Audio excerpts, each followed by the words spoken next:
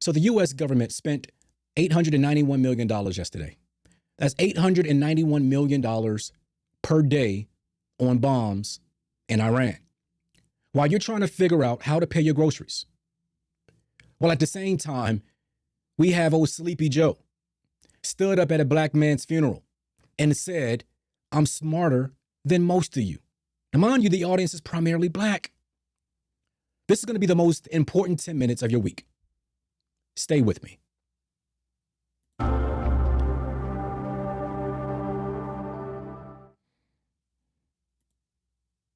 There are moments in a country's life where everything collides at once. The war, the economy, the culture, the politics. And if you're paying attention, you can feel it. Right now, America is in one of those moments. So I'm going to walk through what's happening, not with a spin or anything like that, not with talking points, just the truth. And the truth doesn't need to be a political party. We're on day 8 of a war with Iran. The United States and Israel launched Operation Epic Fury on February 28th. Iran's supreme leader is now dead. 80 fighter jets hit Tehran last night. The Strait of Hormuz is shut down. Oil can't even pass through it. And 6 American soldiers are coming home in caskets today. Army Reserve from Ohio or Iowa, ages 20 to 42. They had families. They had futures. And whatever you think about this war, you stop and you honor just that. Candace Owens came out yesterday and said young men should not join the military. She said, and I quote, Trump has betrayed America and expects you to die for Israel. Now, I'm going to be real with you. I understand the frustration. I understand people asking those hard questions about, whether our sons and daughters are being sent is good or not, if it's American or not. But telling young men not to serve their country, that's not the answer. That weakens us. It doesn't protect us. You can question a war and still honor the warrior. You can challenge policy and still stand by your flag. What you cannot do is tell an entire generation that service is beneath them, because service is what built this country. And let me say this about Israel, because so many people seem to have, forgotten. Israel is not just a political alliance. It's a biblical covenant. Genesis 12:3 says, I will bless those who bless you, and whoever curse you, I will curse. That's not a Republican position. That's not a Democrat position. That's a God position. Now, I understand, Israel, we're talking about the land and the people. That's who God is there to protect, not necessarily the government or anything like that. Israel is the only democracy in the Middle East. It's a strategic anchor for American security. And it is the land that God promised to his people. You don't have to agree with every decision Israel makes, because I don't. But you don't abandon the covenant because the war gets expensive. Now, let me talk about the cost, because that's the part that matters to every American. The Center for Strategic and International Studies estimated that Operation Epic Fury cost $3.7 billion in the first 100 hours. That's right, $3.7 billion. That's $891 million a day. And $3.5 billion of that was not even in the budget. At the same time, the February jobs report came out. Okay, this is what's going to trip you all out. The United States lost 92,000 jobs last month. That's not a gain. So it was a loss. Unemployment went up 4.4%. Oil hit $93 a barrel, the highest since 2023. Gas prices are about to spike, and your groceries, unfortunately, are coming next. And here's what I need you to hear. It's the most important thing. This is not a Trump problem. This is not a Biden problem. This is an American government problem. And for decades, we have found the money for war every single time. But when it comes to people, when it comes to the cost of living, the cost of healthcare, the cost of housing, suddenly the checkbook is empty. We can find $891 million a day for bombs, but we can't fix the VA hospitals. We can't bring down the cost of insulin. We can't make it possible for a young couple to buy a home without drowning in debt. If money is there for war, then the money is there for the people. And if it's not, then we need to ask where it's going. The war may be necessary. I believe Iran with a nuclear weapon is a threat to the world. I believe that. But believing the war is necessary and asking how we're going to pay for it are not contradictions. That's not being anti-war. That's being pro-American. Now, to this other point about what happened at Reverend Jesse Jackson's funeral. I mean, because it all goes hand in hand, guys. I mean, this is the American way, and we have to find a way to get out of the politics of everything, because the politics in everything is what is crippling our great nation. I strongly believe this. Yesterday, Reverend Jesse Jackson was laid to rest in Chicago, the House of Hope. Okay, 10,000 seats. 3 former presidents showed up: Obama, Biden, Clinton, and Kamala Harris, Al Sharpton. And before any of them spoke, Jesse Jackson's son stood up and asked one simple thing: do not bring your politics to these homegoing services. He said this service is welcome to all: Democrat, Republican, liberal, conservative. He said his father's life was broad enough to cover the full spectrum of what it means to be an American. Now, this is what he said. This is what his son came out and said. He said, please keep the politics away. And every single one of them ignored him.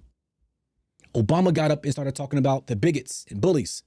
Biden got up and told a predominantly black audience, and I quote, he said, I'm a hell of a lot smarter than most of you. Now, and I want you all to watch this clip because I think that it resonates so much with America and just where we are. I mean, whether you're Democrat or Republican, okay? Whether you're Democrat or Republican, this is very important. Your politics, out of respect to Reverend Jesse Jackson and the life that he lived, to these homegoing services. Come respectful and come to say thank you.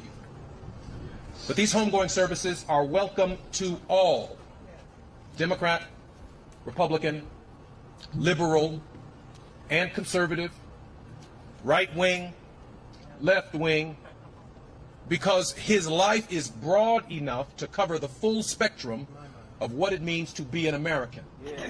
We only ask people to come and be respectful in the context of the extraordinary life that he lived.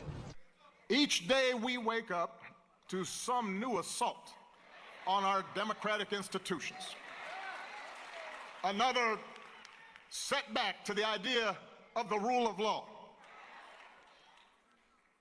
An offense to common decency. Every day you wake up to things you just didn't think were possible.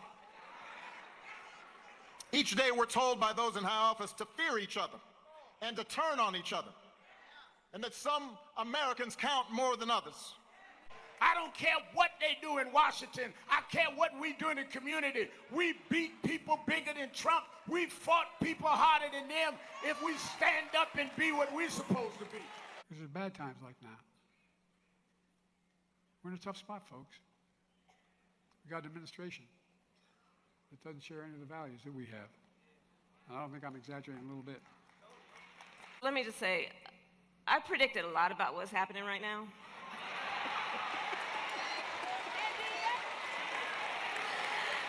I'm not into saying I told you so, but we did see it coming. And I want you all to look at this other clip, okay? Because this is the clip with Joe Biden, where he essentially, even though they claim that he was telling a joke, but when are they going to start? When are they going to stop joking around with our culture, with black culture? Here's the clip where Biden said that he was essentially smarter than everyone in the room. My dad used to say, when you get knocked down, Joey, just get up. Just get up. Well, I was a kid. I was a relatively good athlete, a pretty good student, but I stuttered to talk like that. Now, if I told you all earlier when I was a kid I had a cleft palate or club foot, none of you would have laughed. But it's okay to laugh at stuttering. I'm not being critical of you, but think about it. It's the one place where people think you're stupid. Oh, really? I'm a hell of a lot smarter than most of you. But all kidding aside, it makes you feel really small. Makes you feel really small. If a Republican said that at a black funeral, it would be the only thing on the news for a week. But when Biden says it, it's a gaffe. It was Joe being Joe. When are we going to stop accepting that behavior? You ain't black. Remember that? Poor kids are just as bright as white kids. Remember that? And now I'm smarter than most of you at a funeral. I'm asking a real question right now, and I'm asking it with love. When does Black America look at the Democratic Party and say, enough? Not because Republicans are perfect, because they're not, but because the constant belittling, the constant assumptions that you will vote the same way no matter how they treat you. The constant, we know better than you. That's not respect. That's a relationship where they think you can't leave. The family asks for one thing: keep politics out. Honor the man. Obama couldn't do it. Biden couldn't do it. Kamala couldn't do it. Hell, Sharpton sure couldn't have done it. They couldn't give Jesse Jackson one day. Not one day. I want to show you something. Because this morning, President Trump posted that Iran will be hit very hard today. Okay? And within hours, Israel released footage of strikes on an Iranian oil infrastructure. Take a look at this clip right here. چیکار داره میکنه پس